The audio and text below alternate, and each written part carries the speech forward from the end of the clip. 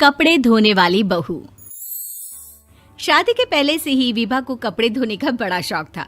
कभी नल के नीचे तो कभी तालाब के पास। अरे मेरी नीली वाली लुंगी नहीं दिख रही है। विभा की अम्मा, कहाँ रखी है लुंगी? अरे वो तो विभा ने परसों ही धोकर रखी थी आपकी अलमारी में, देखो वहीं होगी। वो ना मैंने आज धो दी, मुझे लगा कि गंदी हो गई होगी। अरे कैसे गंदी हो गई थी? उसे तो मैंने पहना भी नहीं। हे भगवान, इस लड़की के कपड़े धोने की आदत से परेशान हो गया हूँ मैं। जितना तो घर में राशन नहीं आता, उससे कहीं ज्यादा डिटर्जेंट पाउडर का खर्चा है। इसकी शादी करवा दो, शादी जाए अपने घर में ही करे काम, फिर चाहे घर के कपड़े धोने हो या पूरे गांव के। हाँ ठीक बोल रही हूँ, देखता हूँ मैं कोई लड़का। वो दिन भी आ जाता है जब विभा को देखने लड़के वाले आ जाते हैं। लड़की मुझे अच्छी लगी। होने वाली सास कहती है, बेटी अगर कुछ पूछना है तो पूछ लो। वैसे तो हमारी लड़की बहुत ही शर्मीली है, जो बोल दो वो मान लेती है, इसे क्या पूछना होगा। अरे कैसी बात कर रही हो माँ, मुझे इन लोगों के घर रहना है, सवाल तो कई है। हाँ हाँ बेटा, पूछ लो ना, क्या पूछना है। आप लोगों के घर कपड़े कौन धोता है? सास का मुंह बन जाता है। देखो, अगर तुम ये कहना चाहती हो कि तुम्हें कपड़े धोने नहीं आते तो सुन लो, कपड़े मैं ही धोती हूँ, लेकिन तुम्हारे आ जाने के बाद मैं रुमाल तक नहीं धोऊंगी। अरे चुप रहना भाग्यवान, बहू बेचारी घर आई नहीं, उसे डराना शुरू कर दिया। वो क्या है ना बिटिया, अभी तक तो ये कल्लू की माँ ही धोती थी, लेकिन अब तुम्हारे पापा तो दहेज में वॉशिंग मशीन देंगे ही। तभी विभा की माँ बोल पड़ती है, सवाल भी पूछा तो क्या। वैसे भाई साहब, मशीन की तो फिर भी कपड़े धोने की कैपेसिटी होती है। मतलब जो बिटिया दे रहे हैं ना विभा, इसे कपड़े धोने का बहुत शौक है। ये आप लोगों के क्या, आस पड़ोस गांव मोहल्ले सबके कपड़े धो दे और उफ तक ना करे। बाहर देखा नहीं आपने कितने कपड़े सूख रहे हैं? सब हमारी बिटिया ने ही तो धोए हैं। बस भी करो ना माँ, शर्म आ रही इतनी तारीफ सुनकर। और तो और एक दाग निकाल कर दिखाओ तो मान जाऊं। हाँ अच्छा, माफ करना बेटा, मैंने गलत समझा। हमें तो रिश्ता बहुत पसंद है। और ऐसे जुड़ जाता है रिश्ता कपड़े धोने का शौक रखने वाली विभा का। उसकी शादी हो जाती है कोयला फैक्ट्री में काम करने वाले कल्लू के साथ। शादी के बाद अचानक विभा चिल्लाती हुई सास के पास आती है। सासू माँ, अरे सासू माँ कहाँ है आप? ये तो धोखा है, धोखा दिया आप लोगों ने मुझे।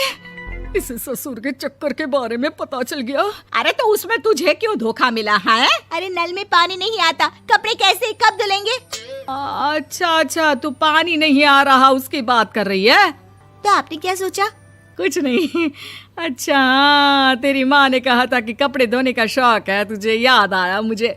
शौक बोलकर कपड़े धोने वाले मेरे जुनून को कम ना आके सासू माँ, कपड़ा धोना मेरा गुरूर है। तभी पति भी वहाँ आ जाता है। अभी मैंने इसे सनी देओल की फिल्म दिखाई है, उसी के डायलॉग मार रही है माँ। अच्छा सुन, साफ साफ बता रही हूँ, पानी सुबह 4 से 6 और शाम को 10 से 12 आता है, समझी? विभा टाइमिंग सुनकर हैरान हो जाती है। ये क्या भूतों का मोहल्ला है? सुबह 4 बजे उठकर कौन कपड़े धोता है? 4 बजे टंकी में पानी जाता है, फिर सारा दिन धोना ना, किसने मना किया?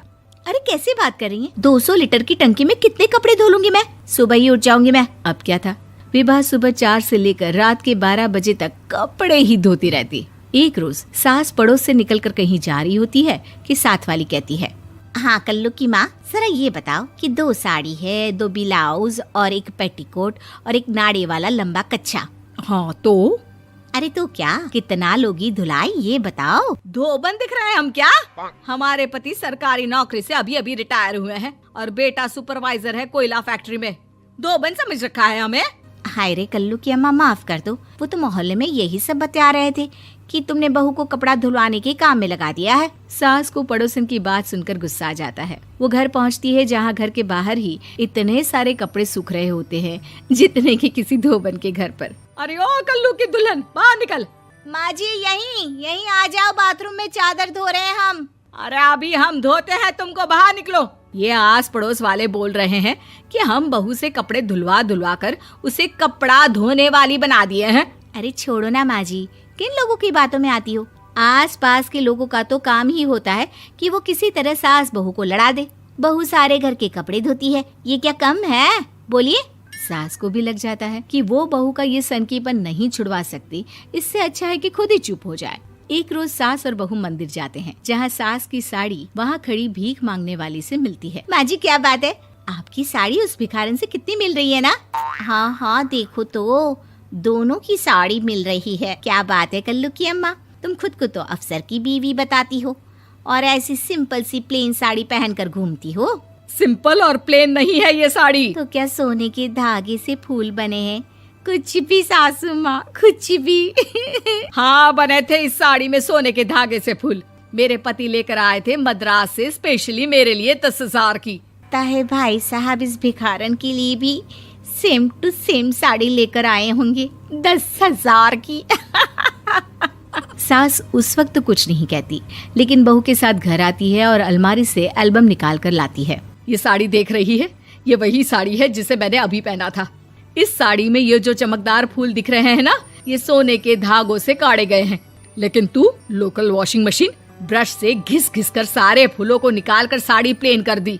मुझे माफ कर दीजिए सासू माँ। और तो और, जब मैंने तुझे तेरी गलती के लिए कुछ नहीं कहा, लेकिन तूने तो सबके सामने मेरा मजाक ही बना दिया। क्यों? बहू को समझ में आ जाता है कि अब से उसका कपड़े धोना बंद।